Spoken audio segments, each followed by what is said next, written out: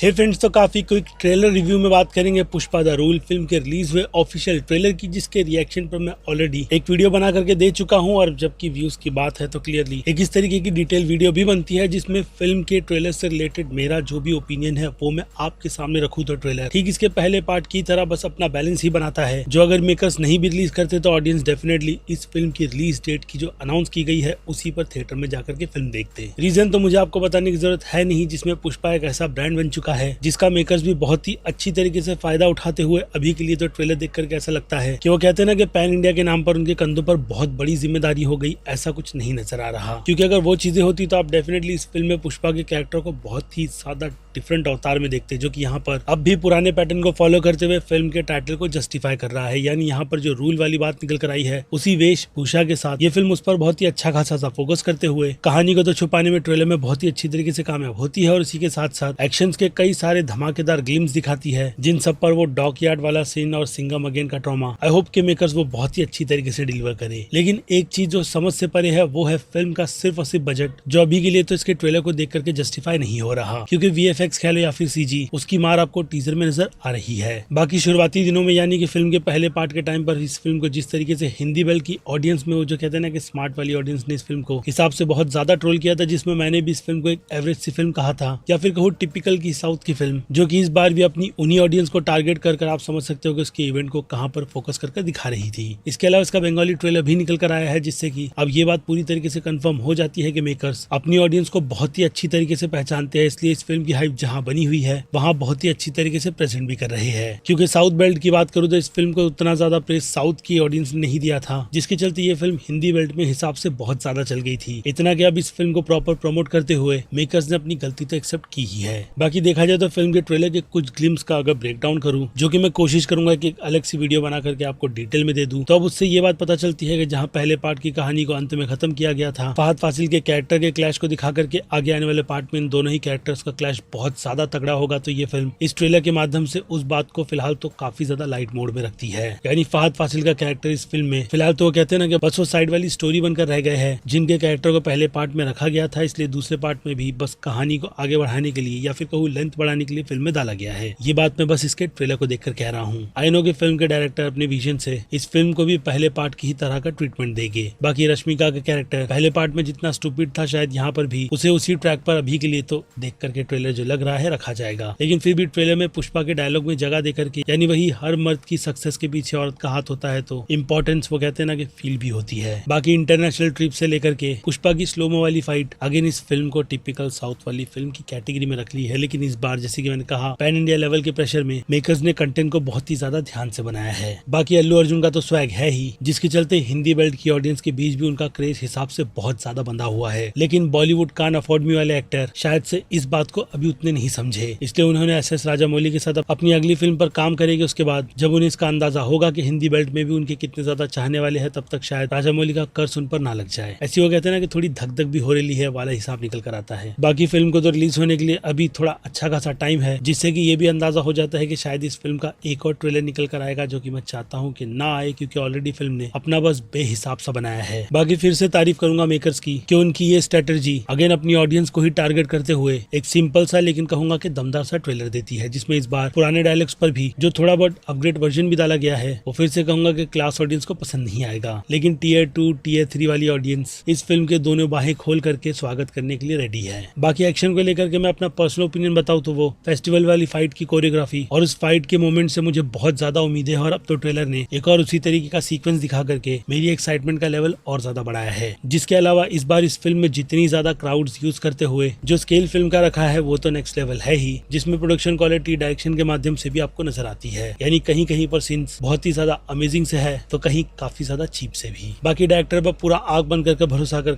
मैं क्या कई सारी ऑडियंस बैठी है जो कि चाहते हैं कि इस बार वो उस लेवल की डिसअपॉइंटमेंट ना दे, जो कि अब तक तो उन्होंने दी नहीं है। लेकिन खैर फिल्म आने के बाद ही पता चलेगा कि मेकर्स का काम अपनी पूरी टीम के साथ इस फिल्म को लेकर के कैसा था, जिस पर अब आप अपनी राय मुझे कमेंट में लिख कर बताइएगा। बाकी फिर क्या, मैं हूँ Aziz, movie stock show channel like share subscribe भूलना मत भूलूंगा। जल्दी दूसरी किसी वीडियो में, टिल देन बाय।